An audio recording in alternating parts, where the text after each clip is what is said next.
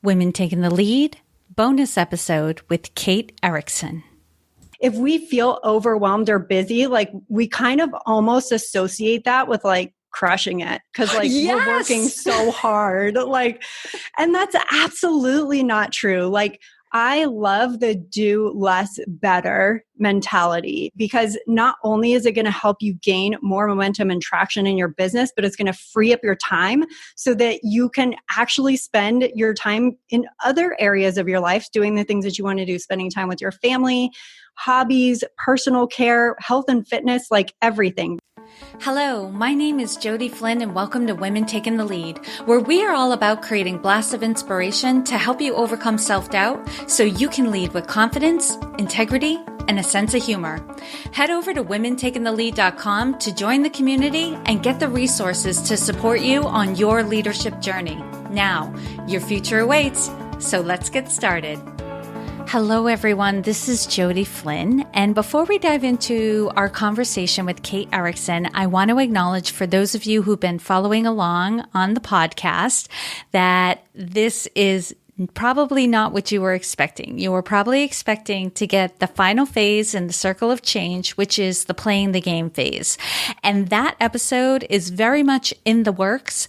But as I was coming to complete that episode, the timing did not feel right. I think you're going to understand this because that phase is a phase of living full out, really putting your plan, your strategies, really going after your goals. And right now doesn't feel like that time. I'm just getting a sense that we are still in other phases and probably in a month or so will be the right time to release that episode. In the meantime, I am lining up some fantastic interviews to have like this one and maybe even cover some other topics before then, but that you will get that episode, I promise you. Okay, without further ado, let's hear what Kate Erickson has to share with us. Hello, everyone, and thank you for joining me. I have with me Kate Erickson, who is the engine of Entrepreneurs on Fire. It's an award-winning podcast where John Lee Dumas interviews inspiring entrepreneurs who are truly on fire. She's also the host of the podcast Ditch Busy and co-author of the podcast journal, Idea to Launch in 50 Days.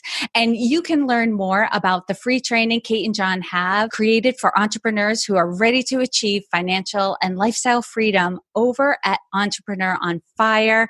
Kate, thank you so much for taking the time to join us and share a little bit of wisdom. We're going to get into your topic in a moment, but thank you so much for coming and sharing a little bit of wisdom on many topics that you are an expert on.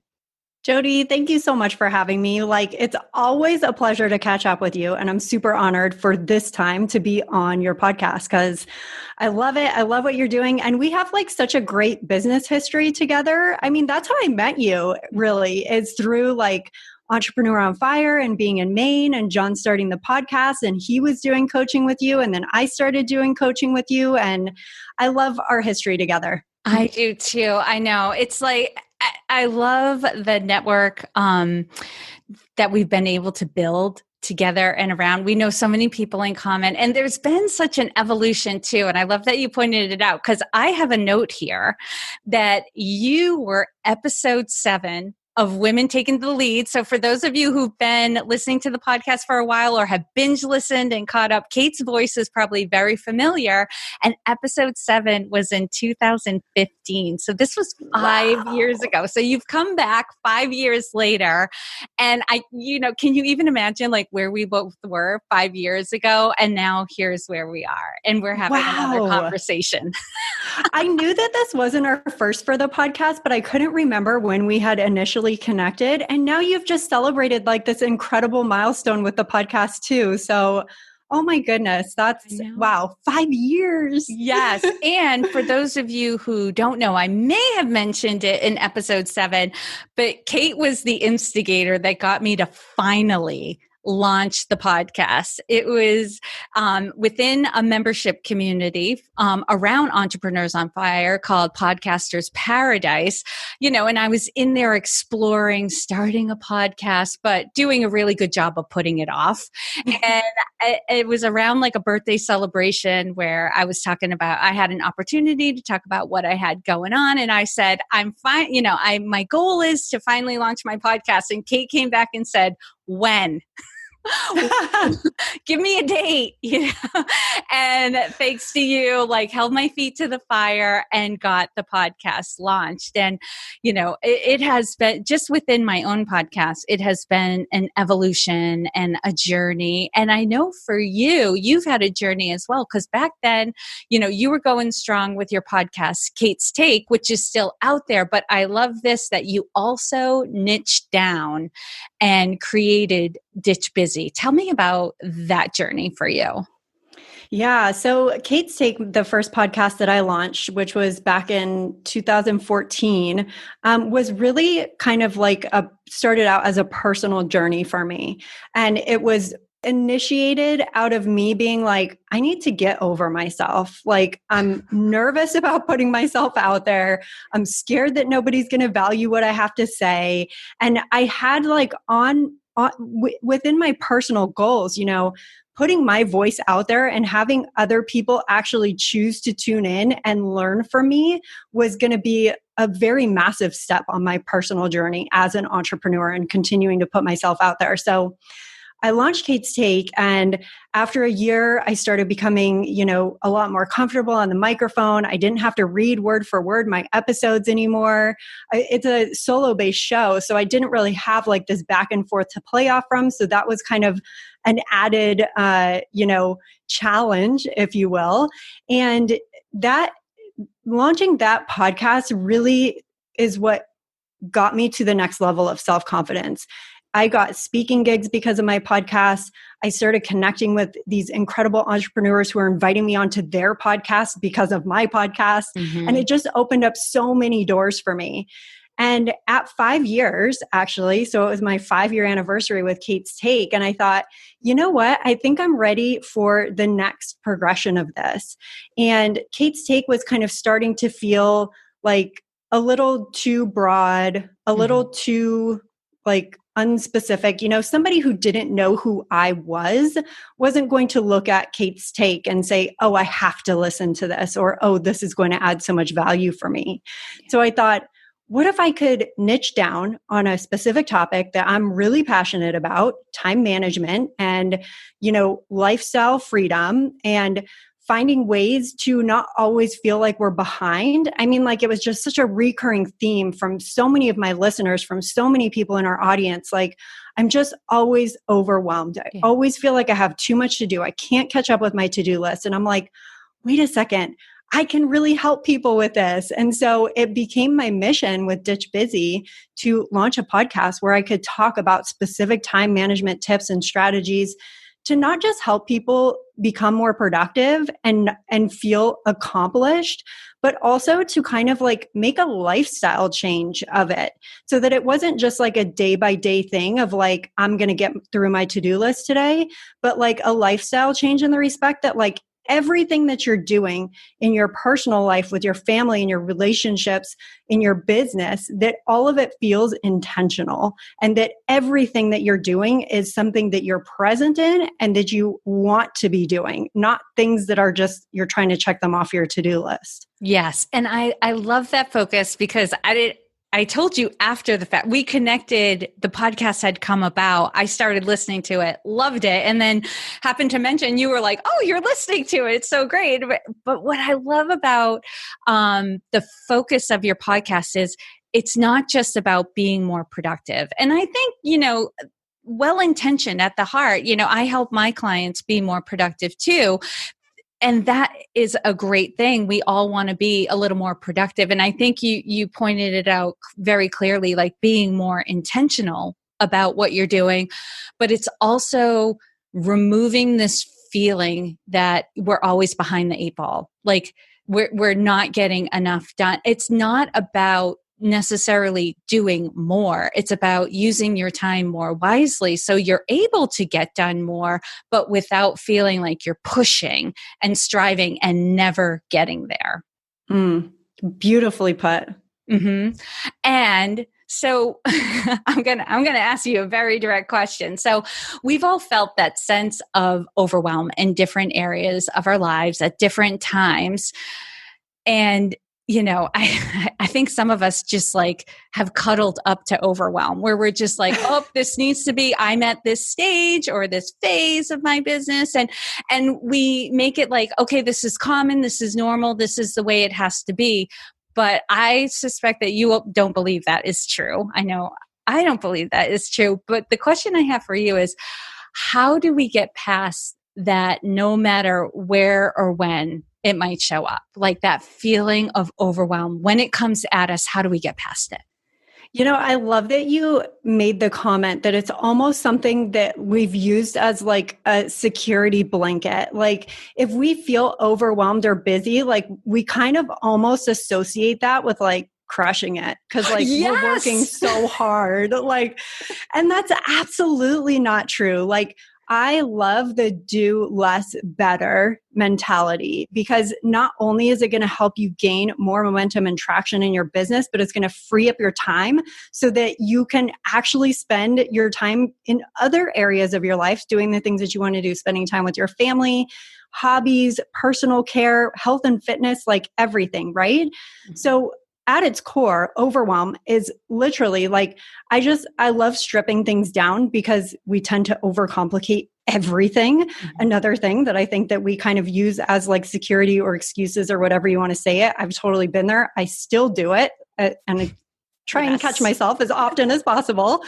But overwhelm is simply having too many things to do. Mm-hmm. So if we can see it for what it is, then we can identify it and correct it. So if you think of like being in line at a buffet, right? You're like, oh, I'll take this plate, and like, okay, I'm looking down the buffet line. Like you start to put a couple things on, and then you're like halfway, you're like, oh, plate's getting kind of full. Then you get to the end of the line and you're like, okay, things are literally going to fall off as I walk to my table. Like there's way too much, right? And this is what we do with our time and our tasks and what we have available in our day. So like at the baseline, being able to overcome overwhelm at any stage in our business life, whatever, we have to make a commitment to start guarding our time better, to not continue putting things on our plate just because we feel like that's going to make us feel more accomplished, or like we're doing more work, so that's better, or because someone that like maybe even we're putting guilt on ourselves for like saying yes to too many things. We have to start identifying what does not need to be on our plate. What can we take off from our plate that does not align with our goals, that doesn't align with the future that we see for ourselves, for our family, for our business, for our personal lives. And we need to start stripping those things out. And once we're able to do that, then it just becomes a matter of getting so super clear on your goals that anytime you're ever saying yes to anything, it's because you know that that is going to help you get one step closer to your goals. And once you're able to look at it from that priority standpoint of, I feel empowered and great about saying no to things that are not going to help me get closer to my goals, because I know that that means that everything that I'm saying yes to is not only helping me move forward, gain momentum, and gain traction, but it's also helping me free up time in my life to spend on all the other things I want to be doing besides my business. Oh my God. I think that's perfect. And what came to mind is it's around the I think that's a big one, saying yes to things that in retrospect, you're like, oh my gosh, is this a good use of my time? And I have been guilty of that so many times, where I say yes because it sounds like the right thing to do and it's so great and I want to be supportive of other people. And then the day comes and I see my schedule and I'm like, why did I do that? This is not as big of a priority as it is. And I think it's so crucial to take a step back and be very clear on what your goals and your priorities are, so that even if your calendar says, oh yeah, you can throw it here, Like really you need to say no anyway, because it's not in alignment with your goals. Because how many times have we said, oh, once we get past these few weeks, my schedule will clear up. And that never happens because other things get thrown on top of it or deadlines have to get moved. So you may put something on your calendar a month out that doesn't seem like a big deal. But when that day comes, other things have cropped up around it. And now you're in a situation. The other thing I wanted to add that came to mind too is sometimes these are things we put on ourselves that we're like, oh, if I'm going to do this, it has to be done this certain way. So I'm going to give an example because this is what popped to mind. And I was just going through this agony this morning, my workout. I had a couple of choices. I knew it was a cardio day. And so I have an elliptical in my home, but I also have a trail near here. Now, here's the thing with my elliptical, I just jump on. And I go for a half an hour, an intense workout, and I'm done. And because of the time constraint, I chose that because when I go running on the trail, I have to drive 5 minutes away. In my head, I need to do a half a mile walking warm up, and then I run 3 miles, and then I have to do a half a mile walking cool down. And then I have to drive 5 miles home. So I won't go for a run because that takes too much time, even though when the weather is nice, that is my preferred activity is to get outside. And then as I'm taking a shower after I had done my elliptical workout, I was like, why am I such a crazy person? Why can I not like see this process? Because I'm sure that's part of what you tackle as well, because you are a process person. Like how many, how do I want to put this? Like inefficiencies are in a process that cause us to feel overwhelmed and busy. Because if I had gone on that run and done it the way I want to do, like I'm going to put in air quotes, want to do it, now I'm feeling overwhelmed and rushed, and I've done it to myself. Right. And that is like at the core too. When you go back to the idea for Ditch Busy, it was like, I had like this light bulb moment where I'm like, every time I feel overwhelmed or busy or like I'm ashamed almost or like guilting myself for how little I was able to accomplish. You know, I'm using air quotes for how little I was able to accomplish because we love to ignore that we just got a lot accomplished. Yes. But all of that is self-inflicted. Nobody else is going into your calendar and scheduling things for you. No one else, Jody, has told you that you have to do the drive and the warm up and then the thing and then the you know, and if that's your process for it and you feel great about it and there are certain days and times where that works beautifully for you, awesome.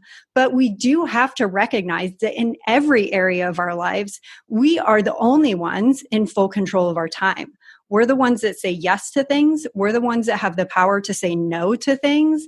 And we're literally the only people that we can turn to when we look at our calendar for the week and feel completely overrun before the week has even started. Like you did that to yourself. But this is a beautiful learning point because once we recognize that and acknowledge it, then we can start to take steps to make it better. Right. I love how you said that this busy feeling is self-inflicted and our calendars are ours. Now, those working in organizations, I totally understand. There are required meetings you have to go to. There are certain things you need to get done. But I bet even in your schedule, you could look at which meetings can I not go to? That I could get a quick, I could read the email summing up the meeting afterwards, and then I could get other work done while the meeting's going on. Like there's always some flexibility. There's always some wiggle room. And yeah, just in the case of my run, I could have done a quick warm up, an active warm up, walking right out my door, started my run, came back, and it would have been fine. Like I was just being very rigid about how it had to look. You talked about something else that I think is a big, big thing as well, especially for the women in this community, the to-do list. Dun, dun, dun. Okay. That feeling of, oh God.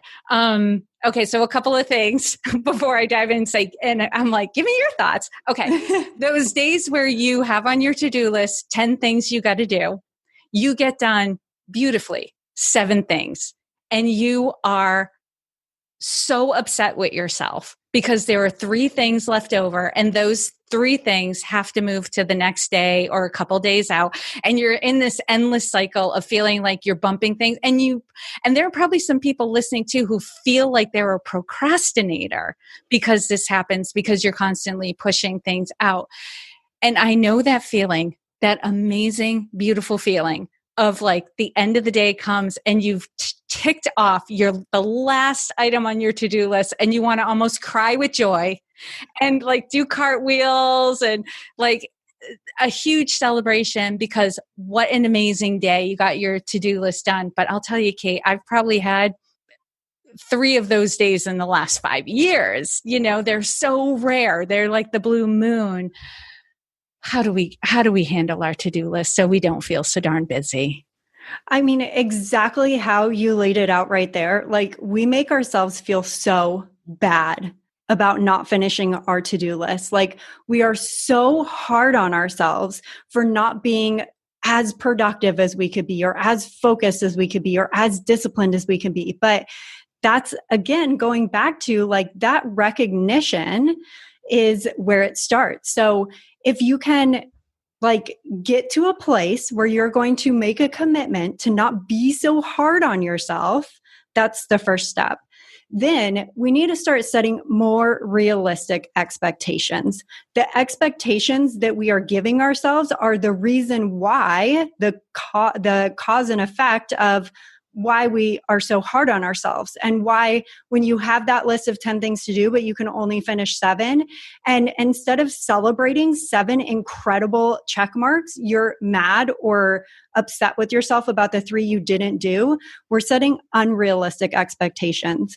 So to get to a place where we can start setting realistic expectations so that we have a list of 5 things to do and we can end the day celebrating every single one of those 5 things, gaining momentum and traction and all this positivity. We need to, what I like to do, what I recommend is starting to time yourself when you're doing things, the Pomodoro technique, right?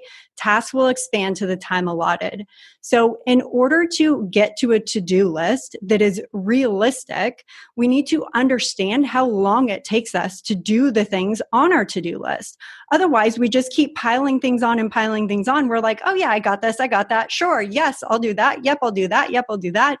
One of the most powerful things I've ever read in a book before was in Essentialism by James McEwen. And he says, when you say yes to one thing, you are saying no to every single other thing that you could be doing with that time.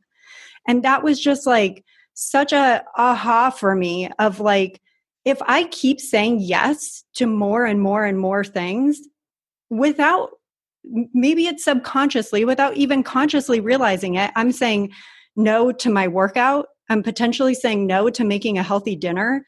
I'm potentially saying no to spending time with my family. Like, all these things that we continue saying yes to is just pushing our time out and out and out.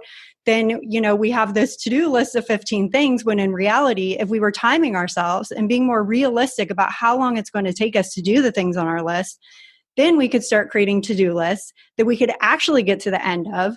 And not only that we could get to the end of and build like this beautiful momentum and traction and everything, but that at the end of the day, we still have all of this free time to care for ourselves, to care for our family, to nurture our relationships, and all the other things that we want to do with our life. And at that point, when you can get to a place where you start doing all of those things, then it becomes a matter of, because not every day is going to be perfect, right? You might have done everything. Like, you're not going to be hard on yourself. You're going to set realistic expectations. You time yourself on the things that you do so you have a really good picture of how many things you can accomplish. You get maybe, you know, to the end of the day and you only finished 5 of the 6 things. That is okay. It's not time to beat yourself up at that point. It's time to learn from that experience so that you can be better moving forward. It's time to understand that that's okay that I still have one thing left on my to-do list. 1, how can I let this help inform my to-do list moving forward so that I can be even better about expectations? But 2, I'm just going to take that thing that I didn't finish and I'm going to reprioritize it. Like understanding your priority is so critical, and it's not priorities. Like that literally is not a word. Priority is a singular thing. It's not a lot of things. Your priority is your number one focus. So when you have those leftover things, instead of just saying like, oh gosh, I guess I have to just like push this to tomorrow now, and now tomorrow's to-do list is never going to get done. Reprioritize it. Maybe it doesn't happen until next week. Maybe it's something that doesn't even matter as it relates, going back to the overwhelm thing. Like maybe this isn't even something that's helping you get towards your goals, and you can completely cut it, like check it off forever by dumping it in the trash. Like, right. So Yes. reprioritizing would be then the way to move forward and to start making this like something that you can look forward to every day, finishing your to-do list, rather than already dreading that you're not going to be able to get it done when you haven't even started your day yet. Oh my gosh, Kate, like I can envision this could be a full day workshop on how to set a priority and looking at your calendar and your to-do list, because there's so many things to learn in that. But I love that you focused on it's an opportunity to learn. Like, what happened today that priority didn't get done? Not as an opportunity to beat yourself up, but to assess the day. Did I put too many meetings on this day? Was this even important? Knowing I had this many meetings or this many things I had to deal with, was it even a good idea to have some of these things on my to-do list today?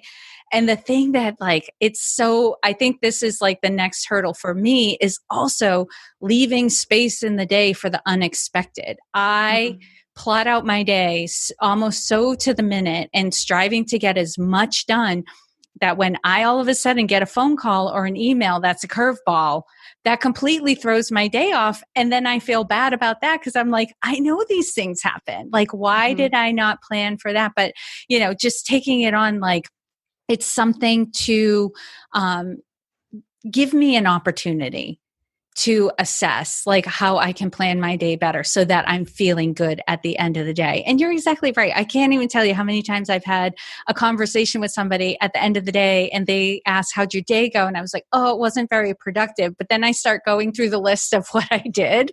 And they're like, that sounds like a pretty productive day.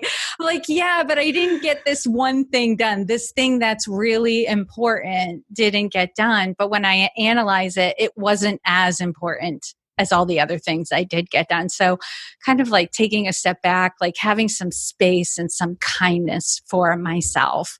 And Kate, I know you have a busy day and plan your day very well. We're getting to the end of our time. Are there any other tips that you can share to help somebody to get better at, this is funny to say, get better at feeling better about how they're structuring their day. And I know, the podcast is evergreen, but, the reality is we are recording this right in the middle of the COVID-19 pandemic. And, we're still following stay-at-home orders. I think for those people who were even pretty good at time management, that threw them for a loop. Are there any like last minute things you can share to help people just in general to feel better about time management? And so many. I have like 100 things I want to say right now. You saying that we should make a workshop out of this like made me the happiest, geekiest person in the world, because that would be like such a dream day. Okay, so I love that you say to feel better about the day, because those feelings and those experiences are what help us like start to habitualize these routines and these ways of spending and managing our time.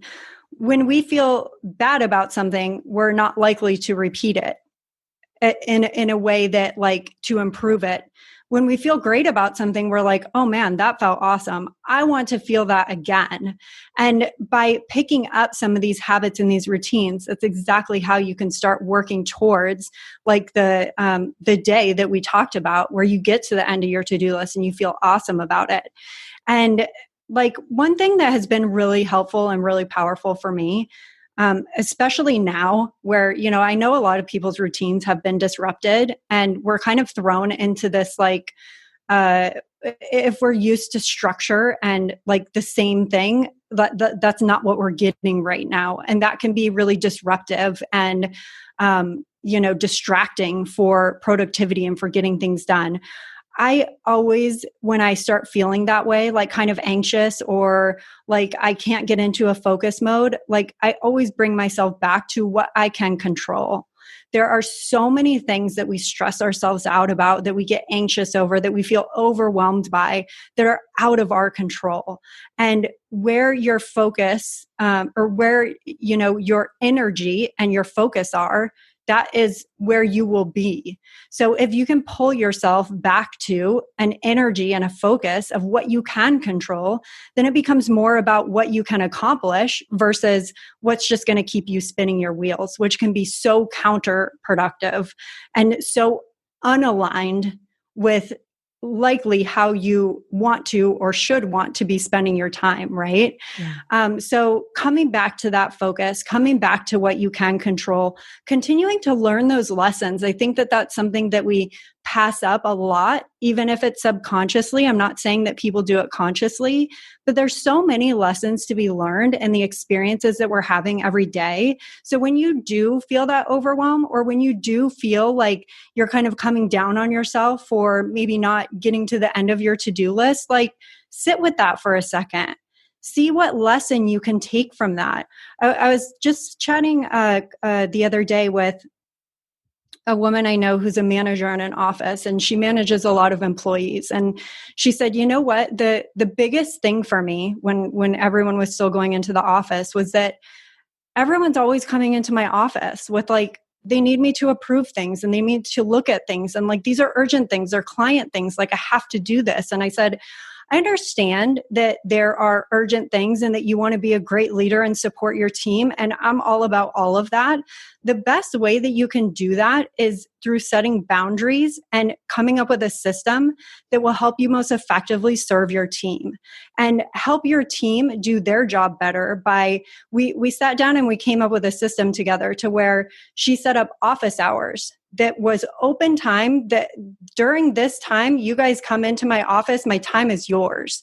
I want to look at all the documents. I want to help you get every signature that you need, all of that. We'll talk through feedback, brainstorm, everything. But by setting a boundary like that, by having like an office hours once a day where people know that they can come into your office for things, you're allowing yourself to thrive and be more productive and more focused and more disciplined in every other area of your work, which then is going to build that same momentum and that traction so that when you get home, you can be done with your workday and you can do the family, the personal care and all of that. So I could talk about this all day, really. You and I could both too.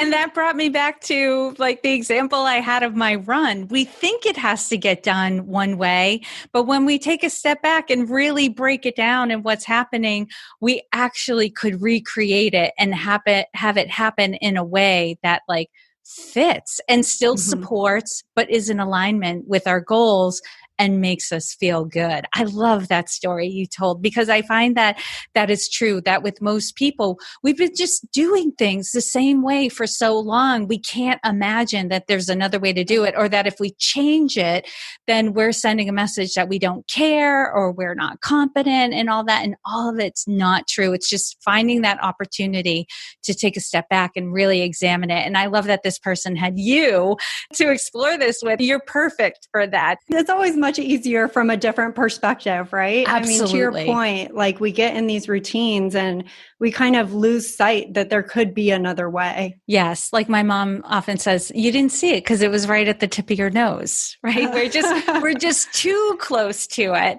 And yeah. Kate, I love talking to you. I love spending time with you. And I bet other people who are listening to you feel the same way. So where can people find you online? Thank you so much. I'm so grateful for our time together. And thank you to those of you tuning in. I super appreciate it. I hope that this was very valuable. Everything that John and I do is over at eofire.com. You can find the podcast Ditch Busy at ditchbusy.com. And everything that we've been talking about here today, like just 10x it. And that's all I do on my podcast. So I have a lot of fun with that. Yes, I've been enjoying it, and I know my listeners are going to enjoy it as well. And Kate, once again, Thank you for taking the time to inspire and enlighten us. We are all better for having met you. Thank you, Jody. Thank you all for joining me on Women Taking the Lead. And to strengthen you on your own leadership journey, I'd like to send you off with a quote from Marianne Williamson, so here goes. Our deepest fear is not that we are inadequate. Our deepest fear is that we are powerful beyond measure. It is our light, not our darkness, that most frightens us. We ask ourselves, who am I to be brilliant, gorgeous, talented, fabulous? Actually, who are you not to be? You are a child of God. Your playing small does not serve the world. There is nothing enlightened about shrinking so that other people won't feel insecure around you. We are all meant to shine as children do. We were born to make manifest the glory of God that is within us. It's not just in some of us, it's in everyone. And as we let our own light shine, we unconsciously give other people permission to do the same. As we are liberated from our own fear, our presence automatically liberates others. Again, thank you for joining me, and here's to your success.